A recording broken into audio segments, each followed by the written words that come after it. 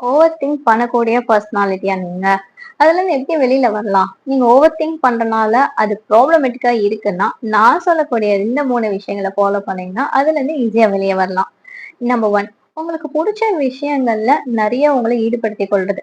இத பண்ணும்போது over thinking கம்ப்ளீட்டா கொஞ்சம் கொஞ்சமா டிக்ரீஸ் ஆக ஆரம்பிக்கும். 2வது நீங்க பண்ண வேண்டிய விஷயம், ஓவர் திங்கிங் வரம்போது உங்கள பாசிட்டிவா நீங்க டிஸ்ட்ராக்ட் பண்ணிக்கிறது. ஓவர் திங்க் பண்றீங்க அப்படிங்கிறத ஒரு சர்டைன் டைம்ல உங்களால ரியலைஸ் பண்ணிக்க முடியும். நம்ம ஏன் இதெல்லாம் யோசிச்சுட்டு இருக்கோம் அப்படின்னு. அந்த மொமெண்ட்ல உடனே உங்களுக்கு தேவைப்படுறது பாசிட்டிவ் டிஸ்ட்ராக்ஷன்.